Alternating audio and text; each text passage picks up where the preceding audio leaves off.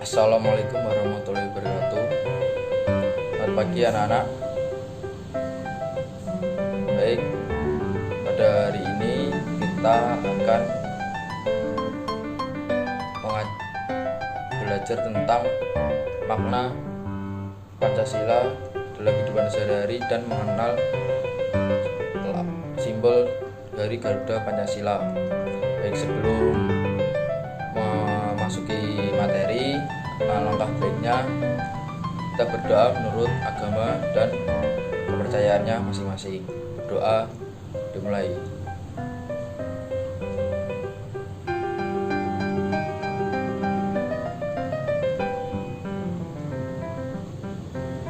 Berdoa selesai. Baik, sebelum memasuki materi, alangkah baiknya Bapak akan mengabsen terlebih dahulu. Apakah hari ini ada yang tidak masuk? Alhamdulillah kalau masuk semua ya anak-anak. Baik, pertama, apakah kalian di sini sudah hafal Pancasila?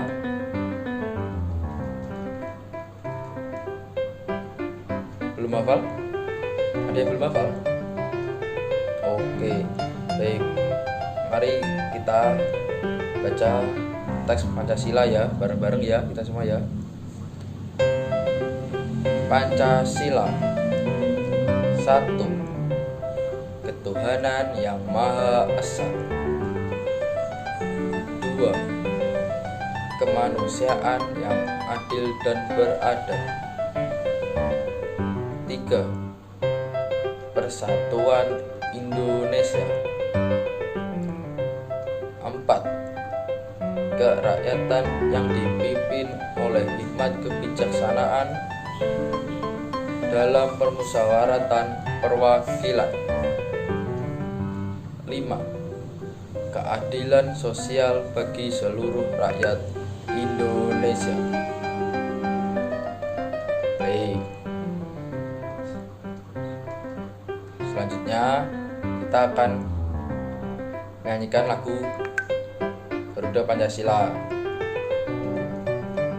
Di sini ada yang sudah hafal? Baru sebagian ya. Baik, mari kita nyanyikan lagu Garuda Pancasila. 1, 2, 3. Garuda Pancasila,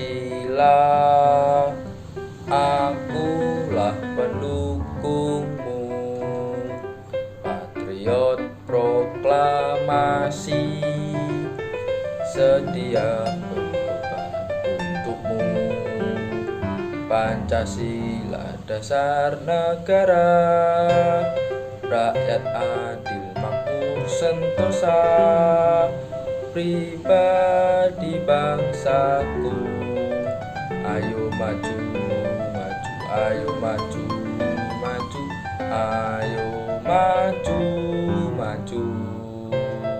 Baik, tepuk tangan semuanya. Baik, selanjutnya Bapak akan masuk pada materi. Baik anak-anak, silakan bukunya dikeluarkan. Bapak akan mengasih tugas yang awal, yaitu silakan kalian menggambar simbol dari burung Garuda sebisa kalian saja. Baik, segera digambar ya. Bapak kasih waktu 5 menit dari sekarang. Baik, selagi kalian menggambar, Bapak masih tahu bahwa setiap simbol sila di Pancasila di burung Garuda itu memiliki makna tersendiri. Dari simbol sila pertama sampai sila kelima itu memiliki makna tersendiri dalam kehidupan sehari-hari kita. Waktunya sudah habis ya. Yang belum selesai tidak apa-apa, bukunya ditutup dahulu. Bapak akan menjelaskan makna sila pertama. Sila pertama akan berbunyi ketuhanan yang Maha Esa, dilambangkan dengan bintang emas. Sila pertama ini menggambarkan tentang agama-agama yang berada di Indonesia. Jadi di negara kita ini terdapat banyak agama-agama besar yang ada di sekitar kita, mulai dari Islam, Hindu, Buddha, Kristen, dan juga ada Konghucu, tapi itu tidak dianggap untuk saat ini. Baik, berdasarkan sila ketuhanan yang Maha Esa, maka tingkah laku warga negara harus bertolak pada semangat untuk melakukan yang baik, adil, dan benar. Sebagai nilai ketuhanan, berikut contoh pengalaman sila ini dalam kehidupan sehari-hari. Yang pertama, berbakti sesama dengan agama dan kepercayaan masing-masing dengan sepenuh hati. Jadi kalian semua tidak boleh membeda-bedakan dengan alasan beda agama. Kita harus mempercayai semua agama yang ada di sekitar kita. Kemudian tidak memaksa kehendak orang lain dalam menganut agama dan kepercayaan. Setiap orang memiliki agama dan kepercayaan yang berbeda. Maka dari itu tidak boleh memaksakan orang lain untuk menganut agama kita. Yang kedua yaitu makna dari sila kedua yang berbunyi kemanusiaan yang adil dan beradab. Sila kedua ini dilambangkan dengan rantai yang disusun atas gelang-gelang kecil, menandakan hubungan manusia satu sama lain yang saling membantu. Gelang yang persegi menggambarkan pria, sedangkan gelang yang lingkaran menggambarkan wanita. Berdasarkan sila kemanusiaan yang adil dan beradab, maka tingkah laku manusia harus didasarkan atas kemanusiaan, keadilan, dan keadaban. Berikut Bapak kasih tahu contoh pengalaman dari sila kedua dalam kehidupan sehari-hari. Pengalaman sila kedua yang pertama yaitu menolong sama teman. Jadi kalian sama teman kalian satu kelas ini atau dari satu sekolahan ini harus saling tolong menolong. Lalu kalau kalian berada di rumah, kalian kalau tetangga kalian butuh bantuan, kalian juga harus membantunya. Yang sedang terkena musibah contohnya harus dibantu dengan ikhlas. Kemudian yang kedua, memberikan bantuan baik dari dana, pakaian, atau makanan pada korban bencana alam. Kemudian yang ketiga, tidak semena-mena terhadap orang lain, tidak merasa dirinya paling unggul daripada orang lain atau merasa sombong, saling menghormati dan mencintai sesama manusia dengan tidak membenci satu sama lain. Kemudian mengakui bahwa semua orang sama kedudukannya, sama-sama memiliki hak dan kewajiban sebagai warga negara, menghindari dan menolak adanya bullying di sekolah maupun di media sosial. Baik, selanjutnya sila ketiga. Makna dari sila ketiga yang berbunyi persatuan dan kesatuan. Sila ketiga ini dilambangkan dengan pohon beringin. Pasti kalian udah tahu kan? Ya, di bagian kiri atas perihal berlatar putih, pohon beringin merupakan sebuah pohon Indonesia yang berakar tunjang. Sebuah akar tunggal panjang yang memanjang pohon yang besar ini dengan tumbuh sangat dalam tanah. Hal ini mencerminkan kesatuan dan persatuan Indonesia. Pohon beringin juga mempunyai banyak akar yang menggantung dari rantingnya. Ini mencerminkan Indonesia sebagai negara kesatuan, namun memiliki berbagai latar belakang budaya yang berbeda-beda atau bermacam-macam. Berdasarkan sila persatuan Indonesia, maka tingkah laku warga negara harus didasarkan pada nilai integrasi nasional. Contoh pengalaman sikap sila ketiga dalam kehidupan sehari-hari, contohnya yang pertama, mengembangkan sikap cinta tanah air. Misalnya, membeli produk dalam negeri. Selain itu juga bangga terhadap bangsa dan negara Indonesia, seperti mengenalkan budaya Indonesia kepada bangsa lain ketika kita berada di negara lain. Yang kedua, rela berkorban untuk kepentingan orang lain tanpa pamrih, seperti menolong orang lain yang terkena musibah tanpa mengharapkan imbalan dari mereka. Kemudian tidak memindahkan kepentingan pribadi,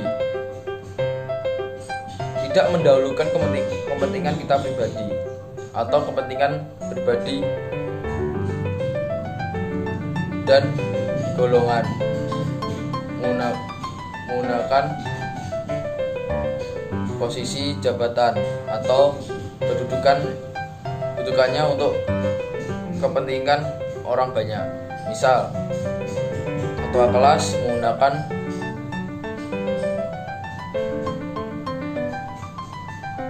pendidikannya untuk memimpin kelas agar lebih tertib. Kemudian tidak menyebarkan berita yang membuat permusuhan dan memecah belah peraturan persatuan bangsa, menghindari dan melaporkan berita yang tidak baik. Kemudian makna sila keempat yang berbunyi kerakyatan yang dipimpin oleh hikmat kebijaksanaan dalam permusyawaratan atau perwakilan,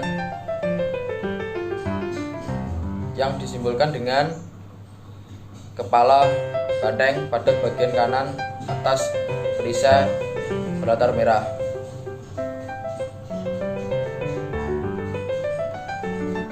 Bung Karno, di mana pengambilan keputusan yang dilakukan secara musyawarah, kekeluargaan, dan gotong royong merupakan nilai-nilai yang menjadi ciri bangsa Indonesia. Pada sila keempat, tingkah laku warga negara harus didasarkan pada kerakyatan dan demokrasi yang berhikmat dan bijaksana. Berikut contoh pengalaman sila ini dalam kehidupan sehari-hari. Contoh yang pertama, tidak memaksakan kehendak atau pendapatnya kepada orang lain. Belum tentu pendapat yang kita paksakan baik bagi orang lain atau tidak mudah diterima oleh orang lain. Kemudian, mengutamakan musyawarah untuk menyelesaikan permasalahan. Tujuannya adalah untuk mencari sumber masalah, keluhan, dan penyelesaian yang disepakati bersama. Selain itu, juga harus menerima hasil dari musyawarah dengan ikhlas dan melaksanakannya dengan penuh tanggung jawab. Kemudian yang kelima, makna sila kelima yang berbunyi keadilan sosial bagi seluruh rakyat Indonesia, dilambangkan dengan padi dan kapas. Di bagian bawah perisai yang berlatar putih, kapas dan padi mencerminkan pangan dan sandang, merupakan kebutuhan pokok semua masyarakat Indonesia tanpa melihat status maupun kedudukannya. Ini mencerminkan persamaan sosial di mana tidak adanya kesenjangan sosial antara satu dan yang lainnya. Hal ini atau persamaan sosial bukan berarti bahwa Indonesia memakai ideologi komunisme. Pada sila kelima, tingkah laku manusia harus didasarkan pada keadilan dalam menjaga hubungan bermasyarakat. Berikut contoh pergaulan pengalaman sila ini dalam kehidupan sehari-hari. Yang pertama, tidak menuntut hak tanpa melaksanakan kewajibannya. Di dalam proses pembelajaran, seorang anak tidak boleh hanya menuntut hak mendapat ilmu yang diberikan tanpa melaksanakan kewajiban untuk menghormati guru atau gaya hidupnya.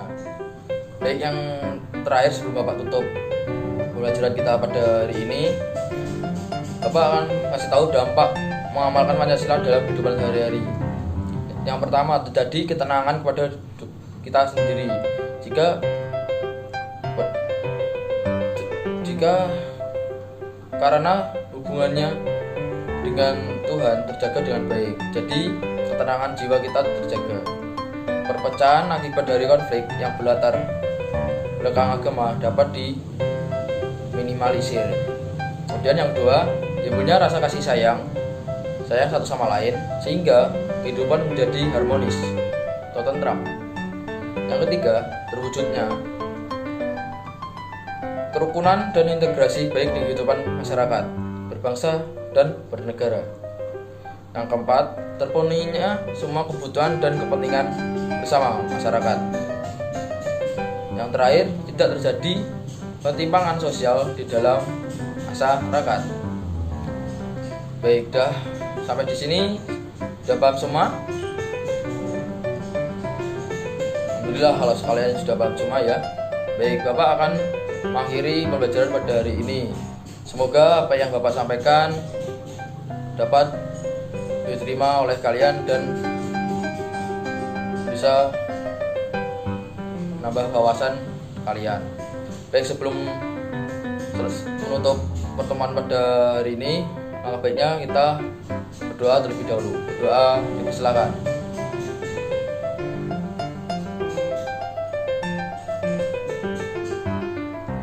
Doa selesai. Amin. Baik, Bapak akhiri. Wassalamualaikum warahmatullahi wabarakatuh.